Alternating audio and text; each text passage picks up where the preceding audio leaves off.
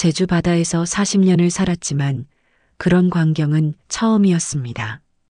배에 오르려던 순간 거대한 바다 거북이가 제 앞을 가로막았습니다.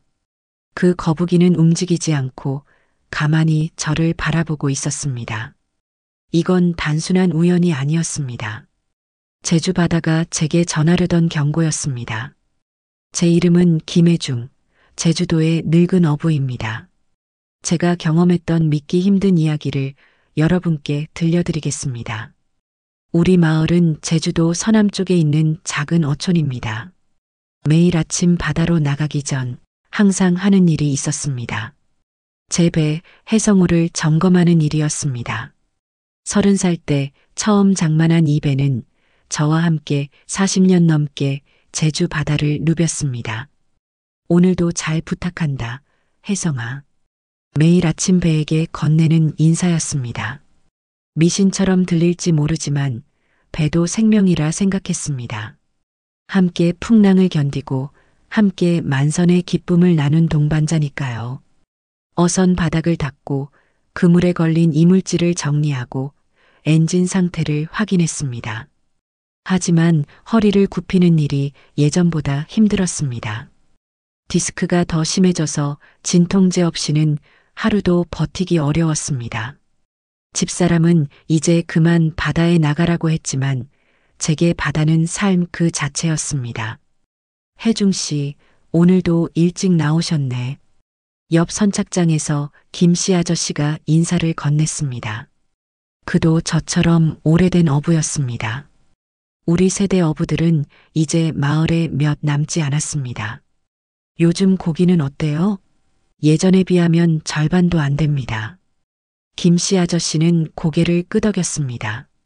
우리 모두 알고 있었습니다. 해마다 물고기가 줄어들고 있었습니다. 중국 어선들의 불법 조업, 대형 어선들의 무분별한 남획, 그리고 바다 오염까지 제주 바다는 서서히 메말라가고 있었습니다. 그럼에도 저는 필요한 만큼만 잡는 방식을 고수했습니다. 아버지에게 배운 방식이었습니다. 바다는 내가 가진 그물보다 크다. 욕심내지 마라. 아버지의 말씀을 항상 가슴에 새겼습니다. 한 번에 많이 잡아 돈을 더 버는 것보다 꾸준히 조금씩 잡아 오래 어업을 하는 것이 중요하다고 생각했습니다. 하지만 요즘 젊은 어부들은 이런 생각을 구식이라고 비웃었습니다. 특히 최 부초는 제게 직접적으로 말했습니다. 혜중 아저씨, 그런 방식으로는 경쟁에서 살아남을 수 없어요. 부촌이는 우리 마을에서 가장 큰 어선을 가진 55세의 선주였습니다. 그의 현대식 어선은 하룻밤에 우리가 일주일 동안 잡는 것보다 더 많은 물고기를 잡아 올렸습니다. 하지만 저는 제 방식을 바꾸지 않았습니다. 필요한 만큼만 잡고 작은 물고기는 다시 바다로 돌려보냈습니다. 계절을 지키고 금어기를 존중했습니다. 제가 아버지에게 배운 방식이었고 제가 바다와 맺은 약속이었습니다. 그렇게 그날도 어업을 마치고 집으로 돌아오는 길이었습니다. 문득 한 가지가 떠올랐습니다. 내일이 우리 집사람 순자의 생일이었습니다.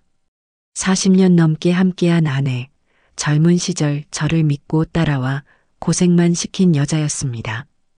매년 그녀의 생일에는 특별히 자리돔이나 다금바리를 잡아 미역국을 끓여주는 것이 우리 부부만의 전통이었습니다. 그 전통은 한 번도 어긴 적이 없었습니다. 집에 들어서자 순자가 마당에서 빨래를 널고 있었습니다. 제가 오는 소리를 듣고 고개를 돌렸습니다. 오늘은 일찍이네. 바다가 좀 거칠어서 내일 다시 나가려고 해. 마당 의자에 앉았습니다. 순간 허리에 찌릿한 통증이 일었습니다. 아침에 먹은 진통제가 떨어지는 듯 했습니다. 아이고, 낮은 신음이 저도 모르게 나왔습니다. 순자는 그 소리를 놓치지 않았습니다. 그녀는 빨래를 마저 널고 제 옆에 앉았습니다. 약 먹었어? 아침에 먹었어. 의사가 무리하지 말라고 했잖아. 디스크가 심해지면 수술해야 한다고 했어. 순자의 얼굴에 걱정이 가득했습니다. 의사는 무거운 것을 들지 말고 허리를 굽히는 일을 피하라고 했습니다. 하지만 어부에게 그런 일을 피하라는 건 바다에 나가지 말라는 말과 같았습니다. 당신, 이제 그만할 때 되지 않았어? 70이면 충분히 일했잖아. 이제는 쉬어도 될 때야. 이 말은 오래전부터 나온 이야기였습니다. 순자는 몇 년 전부터 제게 은퇴를 권유했습니다. 마을에서 작은 해산물 가게를 운영하는 그녀는 제가 바다에 나갈 때마다 불안해했습니다. 그래, 한번 생각해 볼게. 걱정하고 있는 아내의 얼굴을 바라보며 손을 잡았습니다. 거친 손이었습니다. 해산물을 다루고 김을 말리고 생선을 손질하며 평생을 보낸 손이었습니다. 그녀도 저만큼이나 고된 삶을 살았습니다. 내일 당신 생일이지? 순자는 살짝 놀란 표정이었습니다. 그러네. 난 잊고 있었어. 내일 바다에 나가서 다금바리 잡아올게. 당신이 좋아하는 미역국 끓여줄게. 아내는 쑥스러운 듯 웃었습니다. 나이 들어도 여전히 예쁜 미소였습니다. 나이 먹으면 생일이 무슨 의미가 있다고. 의미가 있지. 당신이 태어나서 내 곁에 있다는 것, 그거면 충분히 축하할 일 아닌가. 순자는 더 이상 말을 잇지 못했습니다. 그녀의 눈가에 살짝 눈물이 맺혔습니다. 순자의 생일 아침, 저는 평소보다도 더 일찍 눈을 떴습니다. 시계를 보니 새벽 4시였습니다. 부엌에서 물을 끓여 커피를 타 마시고 간단히 씻은 뒤 출항 준비를 했습니다. 바다로 향하는 길에는 이미 몇몇 어부들의 모습이 보였습니다. 폭우로 향하는 길, 바다의 냄새가 코끝을 스쳤습니다. 짠 내음과 함께 뭔가 다른 것이 섞여 있었습니다. 평소와는 다른 냄새였습니다. 오늘의 바다는 표면적으로는 잔잔해 보였지만 뭔가 심상치 않은 기운이 감돌고 있었습니다. 오늘 날씨 좋네요. 포구에 도착하자 이미 출항 준비를 하고 있던 최성기가 반갑게 인사를 건넸습니다. 60대 중반의 그는 저보다는 후배였지만 이미 30년 넘게 바다를 함께한 동료였습니다. 그러게 기상 예보도 좋다고는 하는데 제 대답은 반신반의하는 투였습니다. 성기는 의아한 표정으로 물었습니다. 왜 그러세요? 뭐 이상한 거라도 느끼세요? 아니, 그냥 바다가 오늘 좀 다르게 느껴져서. 다르다니요? 완전 잔잔한데요. 성기는 이해하지 못하는 표정이었습니다. 그도 오랜 어부였지만 모든 어부가 바다의 미세한 변화를 같은 방식으로 느끼는 것은 아니었습니다. 포구에는 이미 여러 어부들이 출항 준비를 하고 있었습니다. 그 중에는 부촌이의 대형 어선 대양호도 보였습니다. 어이구, 해중 아저씨? 그 나이에 아직도 저 낡은 배를 끌고 나가시는 겁니까? 부촌이가 비웃듯 말을 걸어왔습니다. 그의 목소리에는 조롱이 가득했습니다. 젊은 선원들이 그의 말에 킥킥거렸습니다. 그래, 오늘은 집사람 생일이라 특별히 좋은 다금바리를 잡으려고. 다금바리요? 우리는 오늘 참치랑 방어 잡으러 갑니다. 그래야 돈이 되지. 부촌이는 자신만만한 표정으로 자기 배를 가리켰습니다. 그는 최신 기상 장비와 어군 탐지기를 모두 갖추고 있었습니다. 값비싼 장비들을 과시하듯 손으로 쓸어내렸습니다. 젊은 어부들에게 바다는 그저 정복하고 약탈할 대상일 뿐이었습니다. 부촌이를 뒤로하고 해성으로 걸어갔습니다. 배로 향하는 부두 중간쯤에서 갑자기 눈에 들어온 것이 있었습니다. 처음에는 부두에 버려진 검은 바위 같았습니다. 하지만 가까이 다가가자 그것은 바위가 아니었습니다. 바다거북이? 놀라움에 저도 모르게 중얼거렸습니다. 부두 위에 커다란 바다거북이 한 마리가 있었습니다. 그것도 아주 큰 녀석이었습니다. 등껍질의 지름이 좋기 1미터는 넘어 보였습니다. 제주에서 평생을 살았지만 이런 큰 거북이는 처음 보는 것이었습니다. 더 이상한 것은 그 거북이의 행동이었습니다. 보통 바다 거북이는 사람을 보면 도망갑니다. 하지만 이 거북이는 꼼짝도 하지 않고 저를 바라보고 있었습니다. 목을 길게 빼고 검은 눈동자로 저를 응시하는 모습이 마치 무언가를 전하려는 듯 했습니다. 비켜, 거북아. 출항해야 해. 제가 옆으로 비켜가려 하자 놀랍게도 거북이도 같은 방향으로 움직였습니다. 제 길을 막아선 것입니다. 어이, 혜중씨. 무슨 일이에요? 뒤에서 오던 박 선장이 호기심 어린 목소리로 물었습니다. 그도 이 기이한 광경을 목격한 것이었습니다. 이 거북이가 내 길을 막네. 거북이가요? 어디? 어이구, 정말 큰 놈이네요. 박 선장의 목소리에 다른 어부들도 하나둘 모여들기 시작했습니다. 모두 놀란 표정으로 거북이를 바라봤습니다. 이런 건 처음 보네. 저 크기는 정말 보기 드문데. 근데 왜 저렇게 혜중 씨만 쳐다보지? 어부들의 의문 섞인 목소리가 들려왔습니다. 저도 같은 의문이었습니다. 거북이는 여전히 저만 응시하고 있었습니다. 주변에 다른 어부들이 모여들었는데도 거북이의 시선은 오로지 저에게만 고정되어 있었습니다. 저는 다시 한번 거북이를 지나치려 했지만 거북이는 계속해서 제 앞을 가로막았습니다. 거북아, 비켜. 나 오늘 꼭 바다에 나가야 해. 아내 생일이거든. 제가 부드럽게 말을 걸었지만 거북이는 미동도 하지 않았습니다. 오히려 목을 더 길게 빼고 저를 응시했습니다. 이번에는 제가 몸을 숙여 거북이의 눈높이에 맞췄습니다.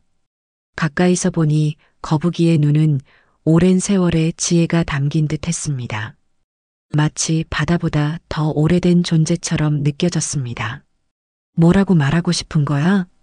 속삭이듯 물었지만 당연히 거북이는 대답하지 않았습니다.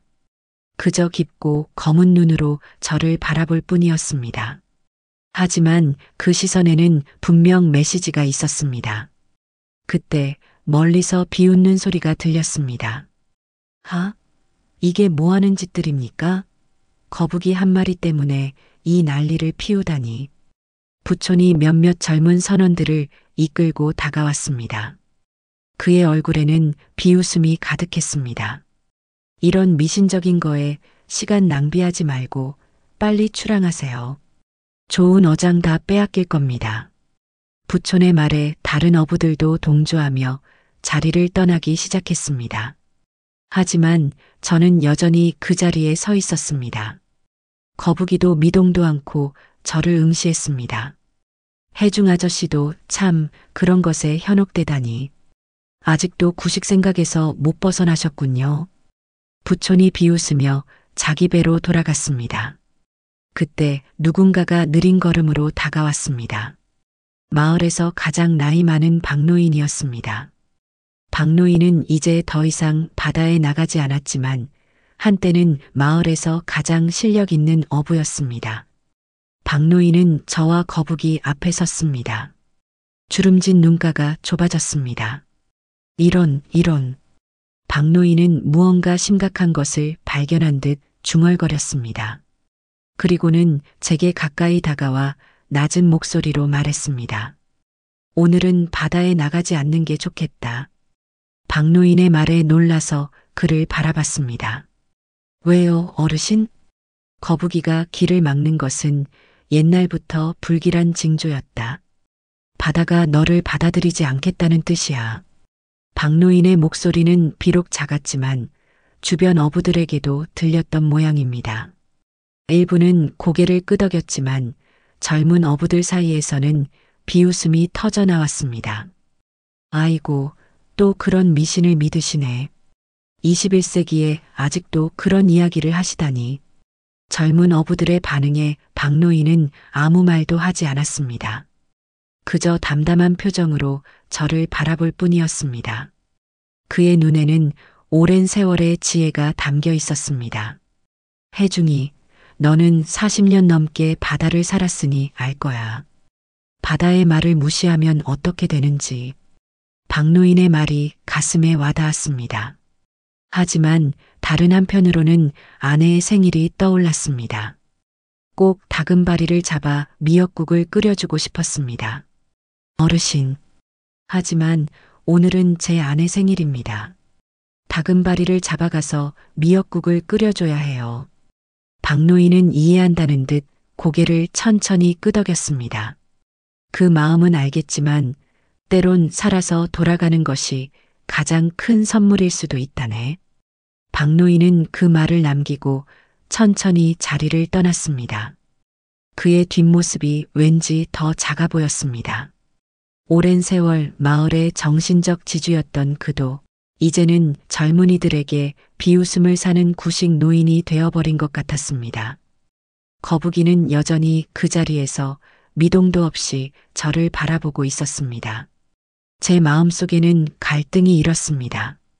출항해야 할까 말아야 할까? 아내의 생일 선물을 위해 바다로 나가야 할까? 아니면 이 기이한 경고를 받아들여야 할까? 저는 핸드폰을 꺼내 아내에게 전화를 걸었습니다. 전화벨이 몇 번 울리고 순자가 받았습니다. 여보세요? 나야 나. 이 시간에 웬일이세요? 무슨 일 있어요? 아니, 그게 말을 어떻게 꺼내야 할지 망설였습니다. 미신처럼 들릴 수도 있었으니까요. 하지만 솔직하게 말하기로 했습니다. 여기 부두에 큰 바다거북이 한 마리가 나타났어. 그런데 내 앞을 계속 가로막고 있어. 비켜가려 해도 계속 내 앞을 막아. 잠시 침묵이 흘렀습니다. 아내는 말없이 듣고 있었습니다. 그리고 박노인이 와서 말하길, 이건 바다가 주는 경고라고. 오늘은 출항하지 말라고 하더라. 여전히 순자는 대답이 없었습니다. 그녀는 미신을 잘 믿는 편은 아니었습니다. 하지만 제가 바다에서 살아남은 것은 제 직감 덕분이라는 것도 잘 알고 있었습니다. 순자의 목소리가 조용히 들려왔습니다. 당신 직감을 믿어왔기에 지금까지 안전했잖아요.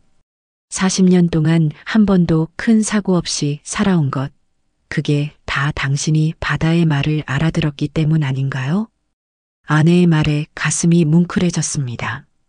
그녀는 항상 제 판단을 존중해 주었습니다. 생일 선물은 괜찮아요. 당신이 무사히 집에 돌아오는 것보다 더 좋은 선물이 어디 있겠어요? 오늘은 포기하세요. 순자의 말에 제 마음이 결정되었습니다. 바다에는 내일도 모레도 나갈 수 있었습니다. 하지만 이 명백한 평생 처음 보는 경고를 무시한다면 내일이 없을지도 모른다는 생각이 들었습니다. 알았어. 고마워. 전화를 끊고 다시 거북이를 바라봤습니다.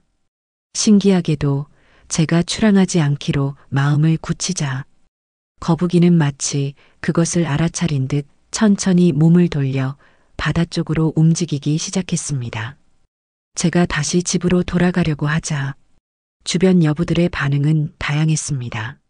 몇몇 어부들은 이해한다는 듯 조용히 고개를 끄덕였고 젊은 어부들과 부초는 노골적으로 비웃었습니다. 이래서 아저씨는 평생 가난하게 사는 겁니다. 자, 우리는 출항합시다. 오늘 큰 고기 많이 잡을 거예요. 부촌이 크게 외치며 자신의 배로 향했습니다. 다른 어부들도 하나둘 자기 배로 돌아갔습니다. 거북이는 이제 부두 끝에 도달해 바다로 미끄러지듯 들어갔습니다. 마지막으로 한번 제게 시선을 던지고는 파도 속으로 사라졌습니다. 정말 안 나가세요? 마지막으로 출항 준비를 하던 성기가 물었습니다. 네, 오늘은 그만두기로 했습니다. 거북이 때문에요? 그것도 있고, 그냥 바다가 오늘은 날 반기지 않는 것 같아서요. 성기도 잠시 고민하는 듯 했지만 결국 고개를 저었습니다. 저는 나가봐야겠습니다. 빚도 있고 해서 조심하세요. 성기에게 마지막 인사를 건네고 해성우를 묶어둔 채 포구를 떠났습니다. 뒤에서는 다른 어선들의 엔진 소리가 들려왔습니다. 집으로 돌아가는 길, 마음은 여전히 무거웠습니다. 아내의 생일 선물을 준비하지 못했다는 미안함, 다른 어부들에게 비웃음을 샀다는 자존심의 상처. 집에 도착하자 순자는 빨래를 개고 있었습니다. 제가 들어오는 것을 보고 고개를 돌렸습니다. 미안해. 생일 선물을 준비하지 못했네. 순자는 웃으며 말했습니다. 괜찮아요. 우리가 함께 있는 것, 그게 가장 좋은 선물이에요. 우리는 마당에 앉아 바다를 바라봤습니다. 멀리서 출항하는 배들이 보였습니다. 그들은 모두 삶을 위해 바다로 나아가고 있었습니다. 오후 2시쯤 되었을 때 갑자기 하늘이 변하기 시작했습니다. 아침에는 맑았던 하늘이 순식간에 검은 구름으로 뒤덮였습니다. 바람도 점점 거세졌습니다. 바다 위로 검은 구름이 몰려오는 모습이 심상치 않았습니다. 이상하네. 오늘 날씨 예보는 맑다고 했는데 순자도 하늘을 걱정스럽게 올려다봤습니다. 바람이 너무 세요. 그때 전화벨이 울렸습니다. 혜중 씨, 뉴스 보셨어요? 제주 서남해 안에 폭풍이 몰려온대요. 가슴이 철렁했습니다. 오늘 아침에 많은 배들이 출항했습니다. 부촌의 대형 어선뿐만 아니라 여러 소형 어선들도 바다로 나갔습니다. 이런, 어서 폭우로 가봐야겠어. 급히 외투를 걸치고 마을 폭우로 향했습니다. 순자도 따라 나섰습니다. 폭우에 도착하자 많은 사람들이 모여 있었습니다. 출항한 가족들을 기다리는 부인들과 자녀들, 그리고 마을 노인들이 해안가에 줄지어 서 있었습니다. 모두가 먹구름 낀 바다를 응시하고 있었습니다. 몇 척이나 나갔어요? 마을 이장에게 물었습니다. 15척 정도 나갔어. 15척? 적지 않은 수였습니다. 특히 소형 어선들은 이런 폭풍에 매우 취약했습니다. 연락은 됐어요? 아직 몇 배하고만 연락이 닿아. 대양호는 방금 무전이 왔는데 급히 귀향 중이라고 했어. 하지만 나머지 배들은 아직 연락이 안 돼. 이장의 눈에도 걱정이 가득했습니다. 바다는 점점 더 거칠어졌습니다. 파도가 포구벽을 넘어 철썩이며 들이쳤고 바람은 나무를 뿌리째 뽑을 듯 휘몰아쳤습니다. 하늘은 완전히 검은색으로 변했고 비가 억수같이 쏟아지기 시작했습니다. 혜경에 연락했어? 벌써 출동했어. 하지만 이 날씨에 구조 작업도 쉽지 않을 거야. 그때 누군가가 소리쳤습니다. 배다. 배가 오고 있어. 모두가 눈을 부릅뜨고 바다를 바라봤습니다. 거센 파도를 헤치고 한 척의 배가 포구를 향해 오고 있었습니다. 대양호였습니다. 부촌의 대형 어선이 힘겹게 파도를 뚫고 포구로 들어왔습니다. 배가 포구에 도착하자 모두가 달려갔습니다. 배에서는 부촌과 그의 선원들이 내렸습니다. 바다가 미쳤어. 부촌의 목소리는 떨렸습니다. 다른 배들은? 다른 배들 못 봤어? 이장이 급히 물었습니다. 몇 척은 봤어요. 우리보다 늦게 귀향 시작했을 거예요. 하지만 소형 어선들은 파도가 너무 세서 부촌은 말을 잇지 못했습니다. 그의 말에 가족들의 비명과 울음소리가 터져 나왔습니다. 통신은 안 돼요. 무전기도 갑자기 안 터지더라고요. 갑작스러운 폭풍에 통신까지 두절되다니 상황이 점점 심각해지고 있었습니다. 해경 경비정이 도착했고 구조 계획을 논의하기 시작했습니다. 하지만 파도가 너무 높아 구조선의 출동도 위험한 상황이었습니다. 그럼에도 해경은 망설임 없이 폭풍 속으로 들어갔습니다. 시간이 흐를수록 긴장감은 더욱 고조되었습니다. 비는 계속해서 쏟아졌고 바람은 점점 더 거세졌습니다. 하지만 그 누구도 포구를 떠나지 않았습니다. 모두가 소중한 이들의 귀환을 기다리고 있었습니다. 해가 지고 어둠이 내리기 시작했습니다. 포구에는 임시 천막이 설치되었고 마을 부녀회에서 따뜻한 음식과 음료를 나눠주기 시작했습니다. 밤 9시경 두 번째 배가 귀환했습니다. 중형 어선인 행운호였습니다. 배는 심하게 파손되어 있었고 선원들 중 한 명은 다리에 골절상을 입은 상태였습니다. 구급차가 도착해 다친 선원을 병원으로 후송했습니다. 밤이 깊어갔지만 여전히 많은 배들이 돌아오지 않았습니다. 마을 사람들은 계속해서 포구에 남아 있었습니다. 누구도 집으로 돌아가려 하지 않았습니다. 새벽 1시 세 번째 배가 돌아왔습니다. 대광호였습니다. 배는 거의 난파선처럼 보였고 선원들은 모두 지쳐 있었습니다. 성기 씨 배는 못 봤어요? 저는 대광호 선장에게 물었습니다. 아까 봤어요. 동쪽으로 피항 중이었어요. 하지만 파도가 너무 세서 선장의 눈에 눈물이 고였습니다. 점점 더 많은 배들이 귀환했습니다. 새벽 3시까지 총 8척이 돌아왔습니다. 하지만 여전히 7척이 돌아오지 않았습니다. 그 중에는 성기의 배도 있었습니다. 해경은 계속해서 구조 작업을 진행했습니다. 헬리콥터까지 동원되었지만 폭풍이 너무 심해 수색에 어려움을 겪었습니다. 아침이 밝아오고 폭풍은 조금씩 잦아들기 시작했습니다. 하늘은 여전히 먹구름으로 덮여 있었지만 바람은 약해지고 파도도 조금씩 낮아졌습니다. 하지만 그것이 더 큰 불안을 가져왔습니다. 밤새도록 돌아오지 않은 배들의 운명이 점점 더 불안하게 느껴졌기 때문입니다. 해안가에는 여전히 많은 사람들이 모여 있었습니다. 실종된 가족들의 얼굴에는 지친 기색과 함께 깊은 절망감이 서려 있었습니다. 특히 성기의 부인은 밤새 한숨도 자지 않고 바다만 바라보고 있었습니다.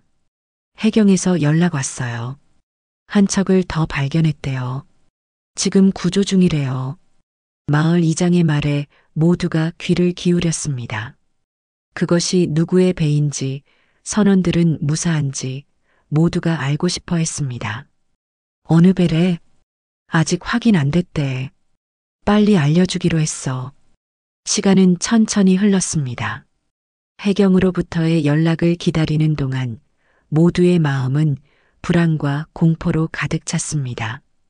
마을 회관에는 임시 대기소가 마련되었고 의료진과 심리 상담사들이 대기하고 있었습니다.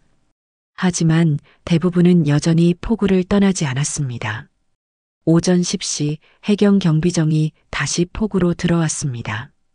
배 위에는 몇 명의 선원들이 담요를 덮고 앉아 있었습니다.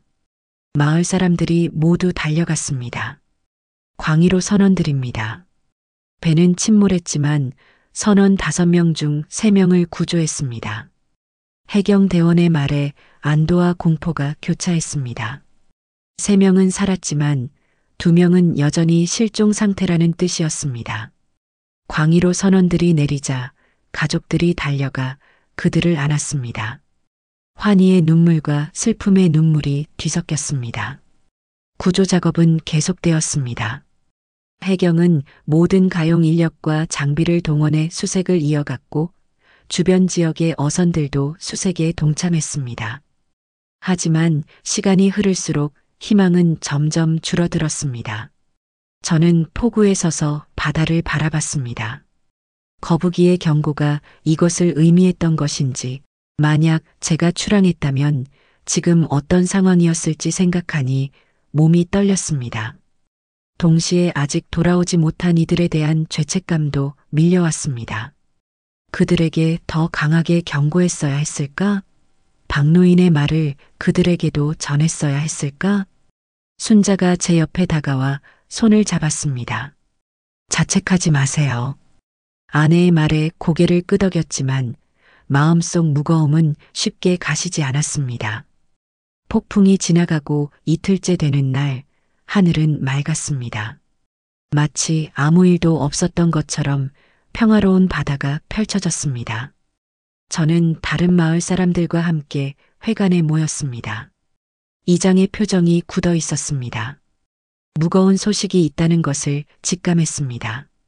방금 해경에서 연락이 왔습니다. 이장의 목소리가 떨렸습니다. 회관에 모인 모든 이들이 숨을 죽였습니다. 실종됐던 5척 중 3척이 발견되었습니다. 하지만 이장은 말을 잇지 못했습니다. 그의 눈에 눈물이 고였습니다. 모두 심하게 파손된 상태였습니다. 백조호는 완전히 침몰했고 성진호와 용왕호는 뒤집힌 채 발견되었습니다. 이장의 말에 회관에는 비명과 통곡이 터져 나왔습니다. 실종됐던 12명의 어부 중 지금까지 7명이 사망한 것으로 확인되었고 나머지 5명은 여전히 실종 상태라는 절망적인 소식이었습니다. 현재까지 확인된 사망자는 이장이 천천히 명단을 읽기 시작했습니다. 한 명 한 명 이름이 언급될 때마다 가족들의 울음소리가 더 커졌습니다. 그 명단에는 성기의 이름도 있었습니다. 회관을 나와 마을길을 걸었습니다. 모든 집의 대문에는 검은 리본이 걸려 있었습니다. 평소 활기찼던 마을이 마치 생기를 잃은 것 같았습니다. 죄책감이 밀려왔습니다. 더 강하게 경고했어야 했을까? 그들을 말리기 위해 더 노력했어야 했을까? 하지만 그때의 상황에서 누가 제 말을 들었을까요? 그것은 그저 미신이라며 웃음거리가 될 뿐이었을 겁니다. 얼마 후 마을 공동 장례식장에서 합동 장례식이 거행되었습니다. 고향을 떠나 살고 있던 희생자들의 가족들까지 모두 모여 장례식장은 슬픔으로 가득 찼습니다. 검은 상복을 입은 사람들 사이로 작은 아이들의 울음소리가 더욱 가슴을 아프게 했습니다. 아버지를 잃은 아이들, 남편을 잃은 아내들, 아들을 잃은 부모들, 모두가 눈물로 얼룩진 얼굴로 영정사진을 바라보고 있었습니다. 장례식이 진행되는 동안 저는 맨 뒤편에 조용히 앉아 있었습니다. 죄책감과 슬픔이 뒤섞여 마음이 무거웠습니다. 장례식이 끝나갈 무렵 누군가가 제 옆자리에 천천히 앉았습니다. 돌아보니 박노인이었습니다. 슬픈 날이구나. 박노인이 낮은 목소리로 말했습니다. 저는 말없이 고개를 끄덕였습니다. 40년 넘게 바다에서 살았지만 이런 비극은 처음입니다. 나도 그렇다. 80년 가까이 이 마을에서 살았지만 이렇게 많은 젊은이들을 한꺼번에 보내는 건 처음이야. 박노인의 목소리에는 깊은 슬픔이 묻어 있었습니다. 그는 잠시 침묵하다가 다시 말을 이었습니다. 혜중아, 오늘 장례식 후에 시간 있나? 이야기 좀 나누고 싶어. 네, 어르신. 어디서 만날까요? 서쪽 바닷가 정자에서 만나자. 장례식이 끝나고 모든 절차가 마무리된 후 저는 약속대로 서쪽 바닷가 정자로 향했습니다. 해가 서서히 지기 시작하는 시간이었습니다. 정자에 도착하자 박노인이 이미 와서 기다리고 있었습니다. 그는 바다를 바라보며 생각에 잠겨 있는 듯 했습니다. 제가 다가가자 그는 고개를 돌려 미소를 지었습니다. 왔구나. 앉거라. 정자 난간에 나란히 앉았습니다. 잠시 둘 다 말없이 바다만 바라봤습니다. 떨어지는 해가 점점 더 붉게 바다를 물들이고 있었습니다. 혜중아, 넌 왜 거북이가 유독 너에게만 경고했다고 생각하나? 모르겠습니다, 어르신. 저도 그게 이상해서요. 박노인은 미소를 지었습니다. 그의 주름진 눈가에 지혜가 깃들어 있었습니다. 듣는 귀를 가진 사람이었기 때문이지. 바다의 소리를 들을 줄 아는 사람. 그의 말에 40년 동안 바다를 공경하고 존중하며 살아온 제 삶이 떠올랐습니다. 그리고 혜중아, 박노인은 잠시 망설이더니 힘겹게 말을 이었습니다. 바다 감사제를 다시 해야 할 날이 온 것 같다. 바다 감사제요? 생소한 단어였습니다. 박노인은 깊은 숨을 들이쉬고 천천히 이야기를 시작했습니다. 제주도에는 옛날부터 바다와 자연에 감사하는 의식이 있었다. 영등굿이라고도 하고 용왕제라고도 했지. 1년에 한 번 바다가 풍요롭기를 기원하고 바다의 목숨을 빼앗긴 어부들의 넋을 위로하는 의식이었어. 박노인의 목소리는 과거로 돌아간 듯 먼 곳을 바라보는 듯 했습니다. 특히 거북이는 용왕의 사자로 여겨졌어. 거북이가 나타나면 용왕의 메시지를 전하러 온 것이라 생각했지.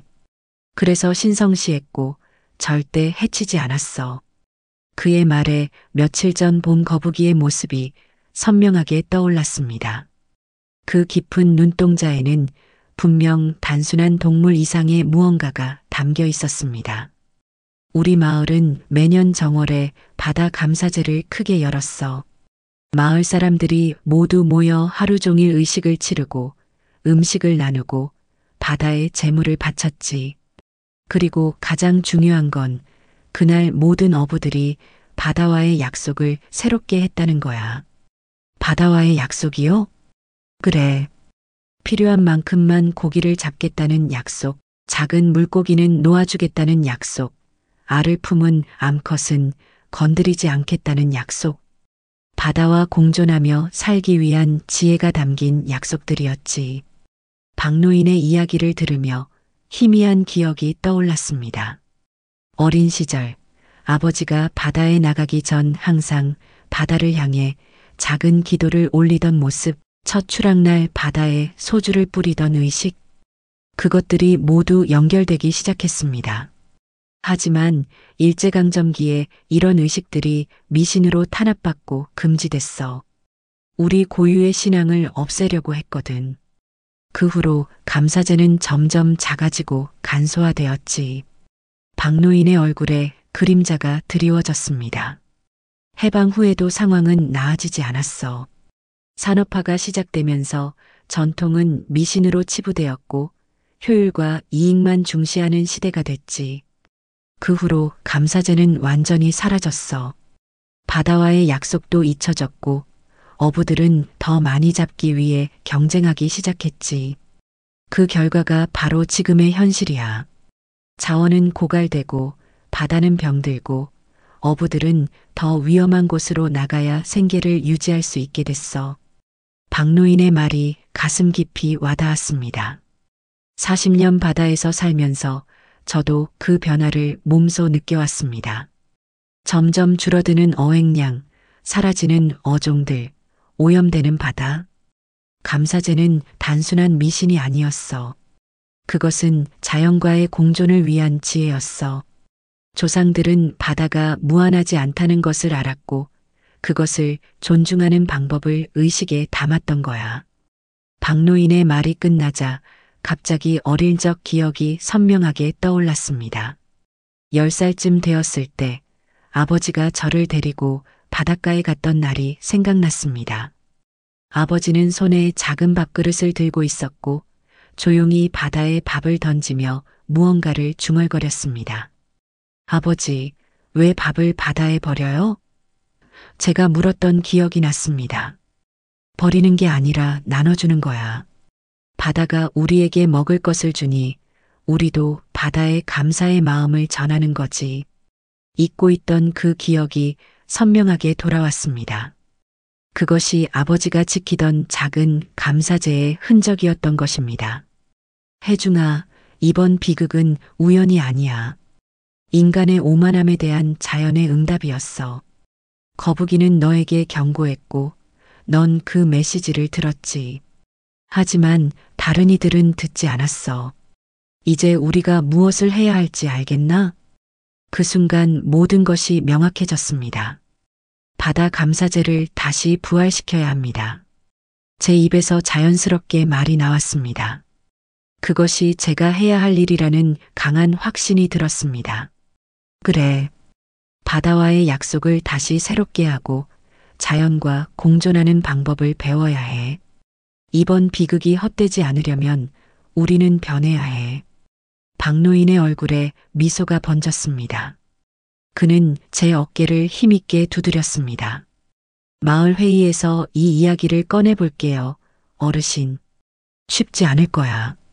많은 사람들이 여전히 그것을 미신이라고 생각할 테니까. 네, 설득해 보겠습니다. 박노인과 헤어져 집으로 돌아오는 길, 마음속에는 강한 사명감이 일었습니다. 이것은 단순히 옛 전통을 되살리는 일이 아니라 자연과 인간의 관계를 다시 정립하는 일이었습니다. 미래 세대가 풍요로운 바다에서 살 수 있도록 우리의 실수로부터 배우고 변화해야 했습니다. 장례식이 끝나고 일주일 후 마을 회관에서 정기 어촌계 회의가 열렸습니다. 이번 회의의 주요 안건은 폭풍 피해 복구와 향후 대책 마련이었습니다. 마을 주민 대부분이 참석했고 저도 평소보다 일찍 자리에 앉아 있었습니다. 가슴 한편으로는 불안함이 있었지만 제가 해야 할 일이라는 확신이 더 컸습니다. 이장이 회의를 시작했습니다. 먼저 피해 현황을 말씀드리면 이장은 상세한 피해 상황을 설명했습니다. 5척의 배가 완전히 파손되었고 12명의 목숨이 희생되었으며 어구와 시설물 파손액이 총 3억 원을 넘는다는 내용이었습니다. 참석자들의 표정이 무거워졌습니다. 정부 지원금과 보험 처리 상황은 다음과 같습니다. 행정적인 처리와 지원 상황에 대한 설명이 이어졌습니다. 회의가 어느 정도 진행된 후 이장이 물었습니다. 말씀하시고 싶은 의견이 있습니까? 그때 제가 천천히 손을 들었습니다. 모두의 시선이 저에게 향했습니다. 자리에서 일어나 마을 주민들을 바라봤습니다. 오랜 이웃들이자 평생을 함께한 동료들이었습니다. 깊은 숨을 들이신 후 계속 말했습니다. 여러분도 아시다시피 폭풍이 왔던 날 아침 제 앞에 거대한 바다거북이 한 마리가 나타났습니다. 그 거북이는 제 앞을 가로막고 움직이지 않았습니다. 거북이의 이상한 행동에 저는 출항을 취소했고 그 덕분에 목숨을 건졌습니다. 마을 사람들 사이에서 작은 소음이 일었습니다. 그 거북이는 단순한 우연이 아니었습니다. 그것은 바다가 보낸 경고였습니다. 우리의 조상들은 이런 자연의 신호를 읽고 존중했습니다. 하지만 우리는 그 지혜를 잊어버렸습니다. 참석자들의 표정이 각양각색이었습니다. 의아함, 공감, 의심이 섞여 있었습니다. 우리 마을에는 예전에 바다 감사제라는 전통이 있었습니다. 바다와 자연에 감사하고 어업의 지속 가능성을 약속하는 의식이었습니다. 잠시 숨을 고른 후 제안을 꺼냈습니다. 저는 이 바다 감사제를 다시 부활시킬 것을 제안합니다. 단순한 미신이 아닌 자연과의 공존을 상징하는 의식으로서요. 우리가 바다를 존중하고 필요한 만큼만 취하며 지속 가능한 어업을 약속하는 새로운 전통으로 말입니다. 제 말이 끝나자 회의장은 순간 조용해졌습니다. 침묵이 잠시 흐른 후 뒤쪽에서 날카로운 웃음소리가 들렸습니다. 정말 웃기는 소리군요. 최 부촌이 자리에서 벌떡 일어났습니다. 그의 얼굴은 분노로 일그러져 있었습니다. 그깟 미신을 믿으라고요? 그날은 그냥 날씨가 급격하게 변했던 것뿐입니다. 거북이와는 아무 상관없습니다. 우연히 거북이 한 마리가 나타난 것 가지고 이렇게 호들갑을 떨다니. 부촌의 목소리는 점점 더 높아졌습니다. 그리고 감사제요? 그게 뭡니까? 어떻게 그런 미신 때문에 우리 어업 방식을 바꾸자는 겁니까? 그런 일 하나 가지고 어업량을 줄이면 우리 다 망합니다. 부촌은 저를 손가락으로 가리키며 외쳤습니다. 해중 아저씨는 항상 구식입니다. 발전을 막고 옛날 방식만 고집하죠. 그런데 이제는 아예 미신까지 들고 와서 우리를 불안하게 만들고 있습니다. 이건 어촌 발전에 전혀 도움이 되지 않습니다. 부촌의 강한 반발에 일부 어부들이 동조하며 고개를 끄덕였습니다. 특히 부촌의 배에서 일하는 젊은 선원들은 노골적으로 그의 편을 들었습니다. 맞아요. 우리는 더 좋은 장비와 기술이 필요한 거지. 무슨 의식 같은 건 필요 없어요. 하지만 다른 한편으로는 제 말에 공감하는 목소리도 나왔습니다. 마을 어르신 중 한 분이 목소리를 높였습니다. 내 생각에는 해중이 말이 맞아. 요즘 어획량이 예전의 절반도 안 되잖아. 이대로 가다간 우리 자식들은 바다에서 아무것도 잡지 못할 거야. 이에 부촌이 즉각 반박했습니다. 그건 중국 어선들 때문이지 우리 때문이 아닙니다. 우리가 더 적극적으로 잡지 않으면 다 그놈들이 가져갑니다. 회의장은 점점 더 격렬한 논쟁으로 번져갔습니다.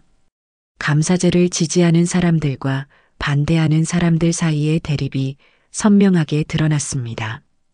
대체로 나이든 어부들과 희생자 가족들은 찬성하는 편이었고 젊은 어부들과 부촌의 영향 아래 있는 선원들은 반대하는 편이었습니다. 논쟁이 점점 격해지자 이장이 나서서 진정시켰습니다. 여러분, 진정하십시오. 오늘 당장 결정할 사안은 아닙니다. 해중 씨의 제안을 모두가 곰곰이 생각해보고 다음 회의에서 다시 논의하는 것이 어떨까요? 이장의 중재에 소음이 조금 잦아들었습니다. 하지만 부촌은 여전히 분노한 표정이었습니다. 다음 회의까지 기다릴 필요도 없습니다. 저는 절대 반대합니다. 그리고 마을 대부분도 저와 같은 생각일 겁니다. 부촌은 제게 날카로운 시선을 던지며 자리에 앉았습니다. 회의장의 분위기는 여전히 팽팽했습니다. 이장이 마무리 발언을 했습니다. 오늘 나온 모든 의견을 검토하겠습니다. 해중 씨의 제안도 기록해두고 다음 회의에서 계속 논의하겠습니다. 그때까지 여러분 모두 차분히 생각해 보시기 바랍니다. 회의가 끝나고 사람들이 하나둘 자리를 떠나기 시작했습니다. 어떤 이들은 제게 지지의 눈빛을 보냈고 어떤 이들은 의심의 시선을 던졌습니다. 마을이 둘로 나뉘는 것 같아 마음이 무거웠습니다. 그날의 마을 회의가 있은 지 일주일이 지났습니다. 그동안 마을은 감사제를 둘러싼 논쟁으로 둘로 갈라진 상태였습니다. 어촌계 마당에서 만나도 인사를 건네지 않는 사람들이 생겼고 사람들이 모인 자리에서는 어김없이 이 주제가 화제가 되었습니다. 그러던 어느 날 아침이었습니다. 날씨는 완벽했습니다. 바람은 거의 없었고 하늘은 구름 한 점 없이 맑았습니다. 바다도 잔잔했습니다. 마을 어부들 대부분이 일찍부터 출항 준비를 하고 있었고 저도 오랜만에 바다로 나갈 준비를 하고 있었습니다. 포구에서는 부촌도 분주히 출항 준비를 하고 있었습니다. 그의 세 배 대양이호는 얼마 전에 취항한 현대식 어선이었습니다. 정부 보조금으로 구입한 최신 장비들로 가득했고 그는 그것을 자랑스럽게 여기는 듯 했습니다. 저는 묵묵히 제 배 해성호를 준비하고 있었습니다. 그때였습니다. 갑자기 포구 입구에서 소동이 일어났습니다. 거북이다. 거북이가 나타났어. 누군가의 외침에 모두가 포구 입구로 시선을 돌렸습니다. 커다란 바다거북이 한 마리가 부두 위에 있었습니다. 부초는 거북이를 보고 한순간 멈칫했습니다. 그의 얼굴에 당혹감이 스쳤습니다. 하지만 곧 냉소적인 표정으로 바뀌었습니다. 이런 미신 따위. 그는 억지로 웃으며 말했지만 목소리에는 불안이 묻어 있었습니다. 그깟 미신 때문에 기회를 놓칠 수는 없습니다. 동쪽 어장의 대어가 나타났다는 정보가 있어요. 오늘 안 가면 중국 어선들이 다 쓸어갈 겁니다. 부초는 결연한 표정으로 거북이 쪽으로 다가갔습니다. 비켜. 방해하지 마. 부촌이 거북이에게 소리쳤습니다. 부초는 거북이를 빠르게 지나쳐 자신의 배에 올랐습니다. 오늘 대어 잡으러 갑시다. 부초는 배 위에서 외쳤습니다. 대양이호의 엔진이 시동되고 배는 천천히 부두를 떠났습니다. 거북이는 여전히 부두에 있었고 멀어지는 배를 바라보고 있었습니다. 그리고 배가 시야에서 사라지자 거북이도 조용히 바다로 돌아갔습니다. 포구에 남은 사람들은 모두 불안한 표정이었습니다. 저는 그날 계획했던 출항을 취소하기로 했습니다. 뭔가 불길한 예감이 들었기 때문입니다. 안 나가세요? 다른 어부가 물었습니다. 네, 오늘은 그만두기로 했습니다. 거북이가 2번이나 나타났는데 무시할 수 없습니다. 그의 눈에도 불안함이 보였습니다. 그도 출항을 망설이는 듯 했습니다. 그날 오후 평화롭던 마을에 충격적인 소식이 들려왔습니다. 대양이호가 사고를 당했다는 소식이었습니다. 급히 폭우로 달려가 보니 이미 많은 사람들이 모여 있었고 해경 경비정도 와 있었습니다. 멀리서 대양이호가 서서히 폭우로 돌아오는 모습이 보였습니다. 하지만 배의 상태가 심상치 않았습니다. 측면이 심하게 파손되어 있었고 갑판 위 장비들도 대부분 망가져 있었습니다. 배가 폭우에 닿자마자 구급대원들이 달려갔습니다.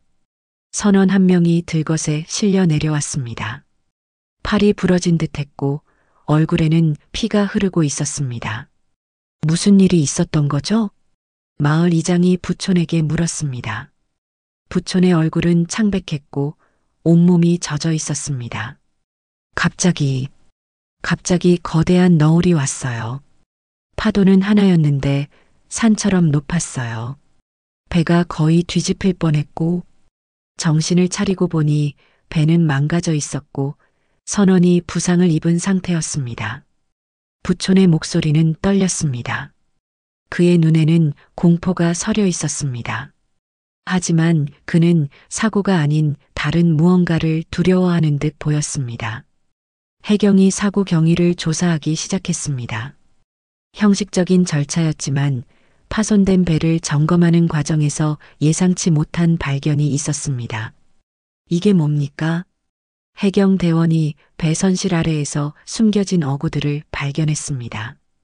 그것은 법으로 금지된 그물이었습니다. 그물코가 비정상적으로 작아 어린 물고기까지 모두 잡아올리는 불법 어구였습니다. 그리고 이건 화물칸에는 금지된 어종들이 보관되어 있었습니다. 산란기의 보호종들이었고 법으로 잡는 것이 엄격히 금지된 것들이었습니다. 부촌의 얼굴이 더욱 창백해졌습니다. 그는 말을 잇지 못했습니다. 최부촌 씨, 이것들에 대해 설명해 주시겠습니까? 해경의 질문에 부촌은 침묵했습니다. 그의 불법 행위가 모두에게 드러난 순간이었습니다. 조사는 밤늦게까지 이어졌습니다. 해경은 대양이호를 압류하고 부촌에게는 불법 어업 혐의로 조사를 받을 것을 통보했습니다. 더 큰 문제는 조사가 확대되면서 부촌의 오랜 불법 어업 행위가 모두 밝혀진 것이었습니다. 마을 회관에 모인 사람들 사이에서 충격적인 사실이 공유되었습니다. 부촌은 수년간 불법 어구를 사용해 무차별적인 남획을 해왔고 심지어 보호구역에서도 몰래 조업했다는 사실이 드러났습니다. 그가 빠르게 부를 축적할 수 있었던 이유가 바로 이런 불법 행위 때문이었습니다. 어떻게 이런 일을, 우리가 사는 바다를 망치는 행동이잖아. 한 노인이 한탄했습니다. 이틀 후 부촌에 대한 법적 처벌이 내려졌습니다. 그는 거액의 벌금과 함께 어업 면허가 정지되었고 그의 배는 모두 압류되었습니다. 더 이상 그가 바다에서 일할 수 없게 된 것입니다. 마을을 떠나는 날 부촌은 쓸쓸한 뒷모습을 보였습니다. 한때 마을에서 가장 성공한 어부였던 그는 이제 모든 것을 잃고 떠나는 신세가 되었습니다. 그를 배웅하는 사람은 아무도 없었습니다. 부촌이 떠난 후 마을에는 새로운 이야기가 퍼지기 시작했습니다. 거북이는 정직한 사람을 지키고 부정한 사람을 벌하는 거야. 해중시처럼 바다를 존중하는 사람은 구해주고 부촌처럼 바다를 착취하는 사람은 벌하는 거지. 그건 단순한 미신이 아니야. 자연의 법칙인 거야. 사람들의 생각이 변하기 시작했습니다. 특히 부촌의 불법 행위가 드러난 후 많은 사람들이 바다 감사제에 대한 관심을 보이기 시작했습니다. 제가 제안한 것이 단순한 미신이 아니라 자연과의 공존을 위한 지혜라는 인식이 점차 확산되었습니다. 마을 어촌계의 임시회의가 소집되었고 감사제 부활에 대한 논의가 다시 이루어졌습니다. 이번에는 분위기가 완전히 달랐습니다. 감사제를 다시 열어봅시다. 많은 어부들이 지지 의사를 밝혔습니다. 최종적으로 투표가 이루어졌고 압도적 다수로 바다 감사제 부활이 결정되었습니다. 회의가 끝나고 나오는 길에 박노인이 제 어깨를 토닥였습니다. 잘했다, 혜중아. 어르신 덕분입니다. 이제 우리 앞에는 새로운 시작이 기다리고 있구나. 바다와 함께하는 새로운 삶의 방식 말이야. 박노인의 말에 깊이 공감했습니다. 이것은 단순히 하나의 의식을 되살리는 것이 아니라 자연과 인간의 관계를 재정립하는 중요한 변화의 시작이었습니다. 얼마 후 바다 감사제 부활 관련 준비위원회가 꾸려졌습니다. 모두의 시선이 박노인에게 향했습니다. 85세의 그는 마을에서 감사제를 직접 경험한 몇 안 되는 사람 중 하나였습니다. 옛날 감사제는 아주 성대했지. 일주일 전부터 준비를 시작해서 마을 전체가 참여했어. 바다의 신에게 바칠 제물을 준비하고 배와 그물을 깨끗이 청소했지. 마을 입구에는 용왕을 상징하는 깃발을 세우고 포구에는 제단을 마련했어. 박노인의 기억 속에서 옛 전통이 하나씩 되살아났습니다. 그의 말을 바탕으로 우리는 전통적인 감사제의 모습을 그려나갔습니다. 하지만 모든 전통을 그대로 따를 필요는 없어. 중요한 건 그 정신을 이어받는 거지. 박노인의 조언에 모두가 동의했습니다. 감사제는 양력으로 5월 첫째 주 토요일로 정해졌습니다. 이날은 전통적으로 풍어를 기원하던 영등날에 가까운 날이었습니다. 모든 어부들이 하루 동안 조업을 중단하고 참여하기로 했습니다. 바다와의 약속이라는 서약도 마련했습니다. 여기에는 지속 가능한 어업 방식과 바다 환경 보호에 대한 구체적인 내용이 담겼습니다. 필요한 만큼만 물고기를 잡겠습니다. 어린 물고기는 돌려보내겠습니다. 산란기의 어미는 건드리지 않겠습니다. 바다를 오염시키지 않겠습니다. 쓰레기를 바다에 버리지 않겠습니다. 바다 생물의 서식지를 보호하겠습니다. 자연의 경고에 귀 기울이겠습니다. 바다의 신호를 존중하겠습니다. 욕심보다 지혜를 앞세우겠습니다. 이런 약속들이 담긴 서약서를 만들었고 모든 어부들이 서명하기로 했습니다. 감사제 당일 마을은 일찍부터 분주했습니다. 포구에는 화려한 깃발이 세워졌고 임시 제단이 마련되었습니다. 제단 위에는 과일, 떡, 술, 그리고 첫 어획물이 정성스럽게 차려졌습니다. 마을 사람들은 모두 깨끗한 옷으로 갈아입고 포구로 모여들었습니다. 오전 10시 감사제가 시작되었습니다. 오늘 우리는 바다의 풍요로움에 감사하고 바다와의 새로운 약속을 맺기 위해 모였습니다. 제 목소리가 포구에 울려 퍼졌습니다. 모든 사람들이 경건한 표정으로 의식에 참여했습니다. 전통적인 제사 의식이 진행된 후 제주도의 무속인이 바다의 신을 위한 굿을 펼쳤습니다. 북소리와 장구 소리가 포구에 울려 퍼지고 화려한 색의 한복을 입은 무속인의 춤사위가 바람에 날렸습니다. 그 모습은 신비롭고 경이로웠습니다. 의식의 하이라이트는 바다와의 약속 서약이었습니다. 저를 시작으로 모든 어부들이 한 명씩 나와 서약서에 서명했습니다. 모든 사람들이 박수를 쳤습니다. 이제 우리의 마음을 바다에 전합시다. 제 말에 따라 모든 사람들이 바다를 향해 고개를 숙였습니다. 저는 제단에 놓인 술을 들어 바다에 조금씩 부었습니다. 감사의 술을 올리는 순간 갑자기 바다가 잔잔해지는 느낌이 들었습니다. 마치 바다가 우리의 마음을 받아들이는 것 같았습니다. 의식이 끝난 후에는 마을 잔치가 벌어졌습니다. 오랜만에 마을 전체가 하나가 된 듯한 분위기였습니다.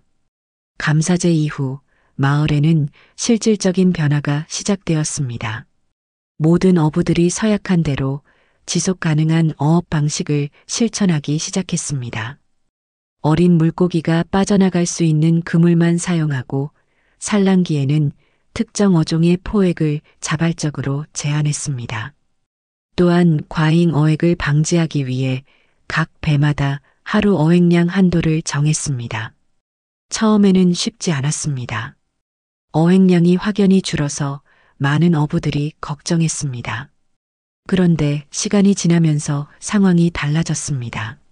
물고기 크기가 점점 커졌고 특히 고급 어종들이 더 자주 잡히기 시작했습니다.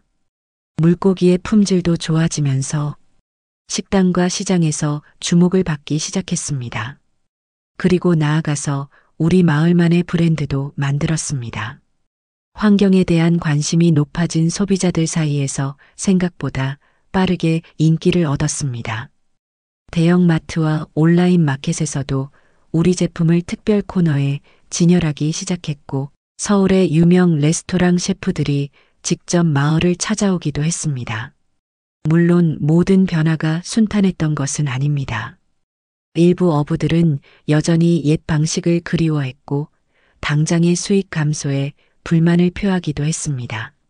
하지만 시간이 지나면서 긍정적인 변화가 눈에 보이자 회의적이던 사람들도 점차 마음을 바꿨습니다. 그렇게 감사제를 치른 지 1년이 넘었습니다. 마을과 바다 모두에게 의미 있는 변화가 찾아왔습니다. 이른 아침 저는 늘 그랬듯이 포구에 앉아 바다를 바라보고 있었습니다. 아저씨, 오늘도 일찍 나오셨네요. 젊은 어부 민석이가 그물을 정리하며 말을 걸었습니다. 그래, 아침 바다를 보는 게 좋아. 요즘 물고기는 잘 잡히나? 네, 정말 달라졌어요. 어제는 70cm가 넘는 감성돔을 잡았답니다. 민석이의 말에 고개를 끄덕였습니다. 최근 들어 물고기의 크기가 눈에 띄게 커졌습니다. 필요 이상으로 잡지 않고 어린 물고기는 돌려보내는 우리의 약속이 바다에 변화를 가져온 것입니다. 종류도 다양해졌어요. 그의 말대로였습니다. 최근 그물에는 보기 힘들었던 희귀종들도 종종 걸려들었습니다. 마을 입구로 눈을 돌리자 관광버스 한 대가 도착하는 것이 보였습니다.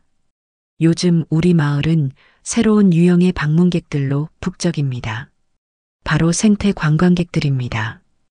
오늘도 찾아왔네요. 민석이가 관광객들을 바라보며 말했습니다. 그들 덕분에 우리 마을이 더 활기차졌어. 청정해역으로 회복된 우리 마을 앞바다는 이제 생태 관광의 명소가 되었습니다. 아저씨, 우리 마을이 이렇게 변할 줄 누가 알았겠어요? 민석이가 감탄하듯 말했습니다. 자연은 항상 우리에게 기회를 주고 있었어. 우리가 알아채지 못했을 뿐이지. 관광객들이 폭우로 모여들기 시작했습니다. 그들은 호기심 어린 눈으로 주변을 살펴보았습니다. 오후가 되자 특별한 광경이 펼쳐졌습니다. 마을 앞바다에서 돌고래떼가 뛰어노는 모습이 보인 것입니다. 은빛 물결을 일으키며 춤추듯 뛰어오르는 돌고래들의 모습에 관광객들은 환호성을 질렀습니다. 20년 만에 처음 보는 광경이에요. 노인 한 분이 감격에 찬 목소리로 말했습니다. 돌고래들이 다시 돌아온 것은 우리 바다가 건강해졌다는 명백한 증거였습니다. 그렇게 평화롭던 시간이 흐르고 흘러 어느덧 다시 아내 순자의 생일이 찾아왔습니다. 아침 일찍 저는 작은 가방을 메고 바다로 향했습니다. 오늘은 어디 가세요? 순자가 부엌에서 아침을 준비하며 물었습니다. 잠깐 낚시하러요. 당신 미역국 끓여줄 다금바리 잡으러. 꼭 그래야 해요? 요즘은 마을 어시장에도 좋은 생선 많잖아요. 순자의 말에 웃음이 나왔습니다. 제가 은퇴한 지도 벌써 6개월이 지났습니다. 건강 문제로 정식 어부일은 그만두고 취미로만 낚시를 즐기는 생활을 시작했습니다. 순자는 제가 이제 바다에 나가지 않아도 된다며 기뻐했지만 저는 여전히 바다와의 인연을 완전히 끊을 수는 없었습니다. 당신 생일에는 내가 직접 잡은 물고기로 미역국을 끓여야지. 순자는 미소를 지으며 고개를 저었습니다. 정그러시겠다면 너무 무리하지 말고 일찍 돌아오세요. 걱정 마. 오래 안 있다 올게. 집을 나서 마을 폭으로 향했습니다. 이제 해성호는 민석이에게 물려주었고 저는 작은 낚싯배만 남겨두었습니다. 행복호라는 이름을 붙인 작은 배였습니다. 은퇴 후의 삶을 상징하는 이름이었죠. 바다는 잔잔했습니다. 초여름의 햇살이 바다 위에 금빛길을 만들었고 갈매기들이 평화롭게 날아다녔습니다. 모든 것이 조화롭게 느껴지는 아침이었습니다. 행복호를 타고 마을에서 그리 멀지 않은 작은 바위섬 근처로 향했습니다. 그곳은 제가 좋아하는 낚시터 중 하나였습니다. 특히 다금바리가 많이 모이는 곳이기도 했습니다. 목적지에 도착해 닻을 내리고 낚싯대를 준비했습니다. 미끼를 달고 낚싯줄을 바다에 던졌습니다. 이제 기다림의 시간이었습니다. 낚시의 묘미는 바로 이 기다림에 있었습니다. 바다와 하늘을 바라보며 자연의 리듬에 몸을 맡기는 것. 갑자기 배 주변의 물결이 달라졌습니다. 잔잔하던 바다가 일렁이더니 무언가 큰 것이 수면 아래에서 움직이는 느낌이 들었습니다. 순간 가슴이 철렁했습니다. 그때였습니다. 배에서 불과 몇 미터 떨어진 곳에서 거대한 바다거북이 머리를 내밀었습니다. 놀라움에 숨이 멎을 것 같았습니다. 그것은 일반적인 바다거북보다 훨씬 컸고 등껍질의 무늬도 특이했습니다. 그 순간 직감적으로 알았습니다. 이 거북이는 그때 제 앞에 나타나 폭풍을 경고했던 바로 그 거북이였습니다. 그리고 부촌의 앞길을 막았던 그 거북이였습니다. 눈을 마주치는 순간 확신이 들었습니다. 그 깊은 눈동자는 분명 제가 기억하는 그 거북이의 것이었습니다. 이런 자네였구나. 말이 저절로 나왔습니다. 거북이는 미동도 않고 저를 바라보았습니다. 그 시선에는 이전의 경고나 두려움이 아닌 다른 무언가가 담겨 있었습니다. 마치 오랜 친구를 만난 듯한 따뜻한 인식이 느껴졌습니다. 우리는 그렇게 서로를 바라보며 침묵 속에 교감했습니다. 말은 없었지만 깊은 대화가 오가는 것 같았습니다. 거북이의 눈에는 바다의 오랜 지혜가 담겨 있었고 제 눈에는 감사와 존경의 마음이 담겨 있었습니다. 얼마나 시간이 흘렀을까요? 몇 분이었을 수도 몇십 분이었을 수도 있습니다. 시간의 흐름이 멈춘 것 같은 신비로운 순간이었습니다. 맑은 하늘 아래 잔잔한 바다 위에서 인간과 바다거북의 만남. 그것은 어쩌면 자연과 인간의 화해를 상징하는 장면이었을지도 모릅니다. 거북이는 여전히 제 앞에서 물 위에 머리를 내밀고 있었습니다. 저는 천천히 몸을 숙여 경의를 표했습니다. 그리고 마음속으로 말을 건넸습니다. 고마워. 내가 아니었다면 나는 이 자리에 없었을 거야. 우리 마을도 이렇게 변하지 않았을 거고, 내가 전해준 바다의 메시지 덕분에 우리는 새로운 길을 찾았어. 말은 없었지만 제 마음이 거북이에게 전해진 것 같았습니다. 거북이는 천천히 머리를 끄덕였습니다. 그 동작이 너무나 인간적이어서 가슴이 뭉클했습니다. 그것은 분명 우연한 움직임이 아니라 제 마음에 대한 응답이었습니다. 거북이는 잠시 더 저를 바라보더니 천천히 몸을 돌려 바닷속으로 사라졌습니다. 등껍질이 수면 아래로 사라지는 모습이 마치 작별 인사처럼 느껴졌습니다. 아쉬움과 함께 이상한 충만함이 찾아왔습니다. 마치 오랜 여정이 마무리된 것 같은 느낌이었습니다. 그 직후 낚싯대가 휘어졌습니다. 무언가가 미끼를 물었습니다. 재빨리 낚싯대를 당기니 아름다운 다금바리 한 마리가 걸려 올라왔습니다. 그것은 제가 본 것 중 가장 크고 건강한 다금바리였습니다. 이것도 선물인가 보구나. 미소를 지으며 자리돔을 다금바리에 넣었습니다. 오늘은 이 한 마리로 충분했습니다.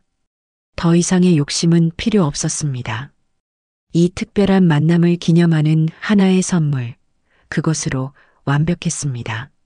낚싯대를 정리하고 닻을 올렸습니다. 집으로 돌아갈 시간이었습니다. 행복호를 돌려 마을 방향으로 향했습니다. 바다는 여전히 평화로웠고 마음도 그러했습니다. 포구에 도착해 배를 정박하고 집으로 향했습니다. 순자는 마당에서 빨래를 널고 있었습니다. 제가 돌아온 것을 보고 반갑게 맞아주었습니다. 잡았네요? 응, 특별한 녀석 한 마리야. 집 안으로 들어가 부엌에서 다금바리를 손질하기 시작했습니다. 순자는 옆에서 미역을 불리고 있었습니다. 오늘 바다에서 특별한 일이 있었어. 무슨 일이요? 거북이를 만났어. 아주 큰 거북이. 순자는 미역을 불리던 손을 멈추고 저를 바라봤습니다. 그 거북이였어요? 그래, 내 앞에 나타났던 바로 그 거북이야. 순자의 눈이 커졌습니다. 어떻게 그런 일이? 나도 놀랐어. 하지만 그 순간 모든 것이 이유가 있다는 생각이 들더라.